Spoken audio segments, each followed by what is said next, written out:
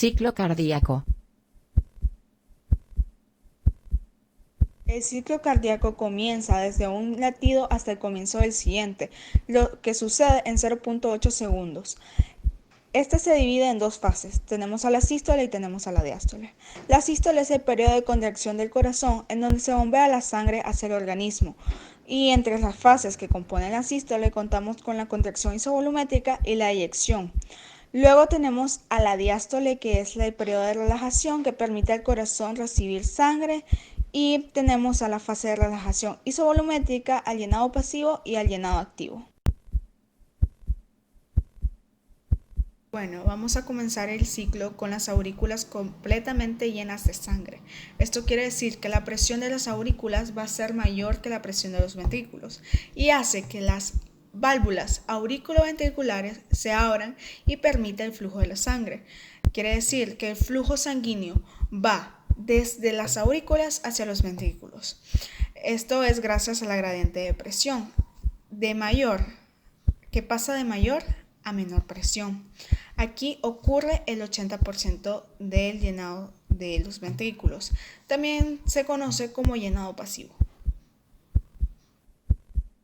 Prosiguiendo con la siguiente fase, que es llenado activo o sístole auricular, vamos a ver que las aurículas se contraen expulsando lo que queda de sangre en ellas, o sea, el 20% con lo que llenarán al ventrículo. Esto sucede gracias a la sístole auricular, que pasa la sangre de la aurícula al ventrículo de forma activa.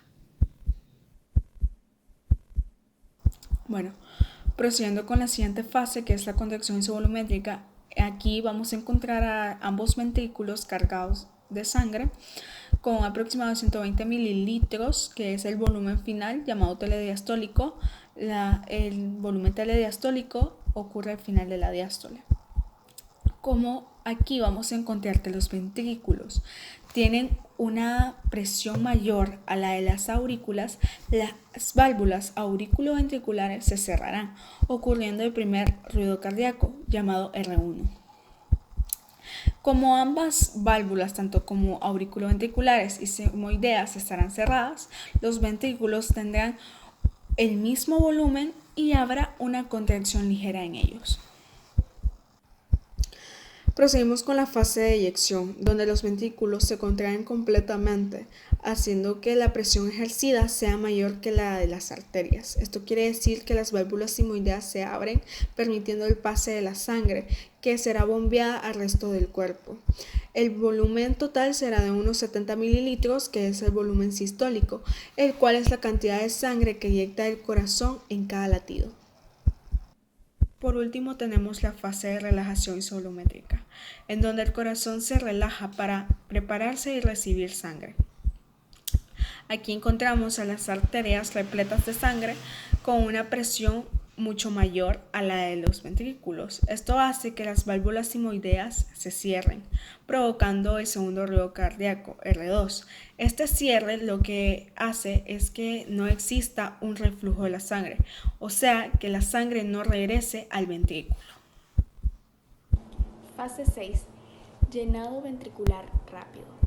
Consiste en que cuando la presión ventricular izquierda es menor que la presión auricular derecha, la válvula mitral se abre, lo cual va a generar una diferencia de presiones, onda V de la curva de la presión auricular. La presión ventricular se mantiene baja y el flujo de aurícula a ventrículo genera el tercer ruido. Este va a ser muy común en niños pero no en adultos. Entonces, la presión aórtica continúa disminuyendo por su distribución. La siguiente fase es la 7.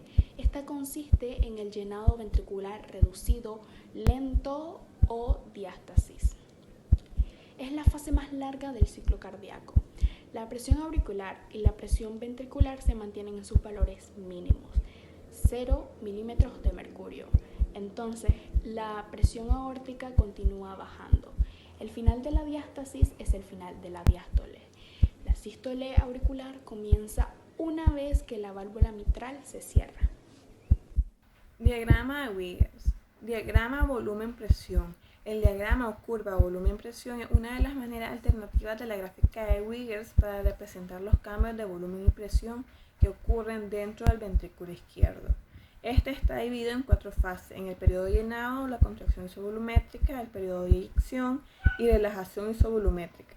Además, el área que está dentro de la gráfica representa el trabajo cardíaco externo neto del ventrículo durante el ciclo cardíaco. A continuación explicaré el diagrama de Wiggers. Diagrama de Wiggers. En la parte de las presiones se sabe que durante la diástole el ventrículo empieza a llenarse y tiene una presión baja. Una vez terminado el llenado comienza la sístole, por lo tanto la presión aumenta. Cuando la presión del ventrículo supera la presión de la arteria, la válvula sigmoidea se abre entrando en el periodo de eyección, donde hay un volumen sistólico de 70 ml y termina con el cierre de la válvula sigmoidea debido al descenso de la presión. Se regresa a la diástole y se empieza con el periodo de relajación isovolumétrica.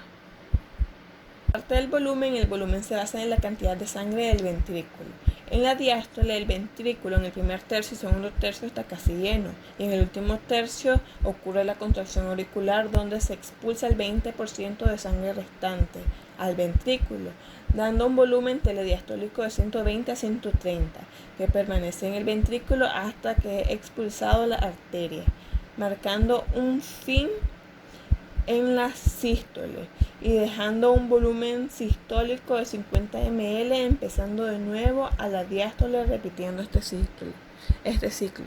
El EKG se observa en la onda P, el complejo QRS y la onda T. En la curva de despolarización ocurre en la onda P, que esta despolarización se da antes de la contracción y la repolarización se da cuando el corazón se relaja. El ciclo cardíaco consiste en todos los fenómenos mecánicos, acústicos, eléctricos y hemorreológicos que ocurren entre un latido y el siguiente y tienen una duración de 0,8 segundos. El ciclo cardíaco se divide en sístole y diástole. La sístole tiene una duración de 1/3 total en el ciclo cardíaco y consiste en que los ventrículos se contraen para que la sangre sea expulsada hacia las arterias.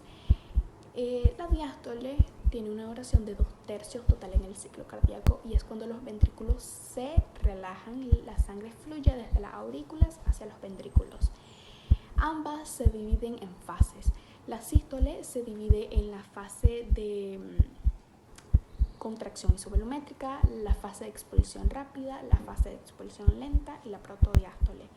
Al contrario, la diástole se va a dividir en la fase de relajación isovolumétrica, la fase de llenado ventricular rápido y la fase de llenado ventricular lento, junto con la contracción auricular.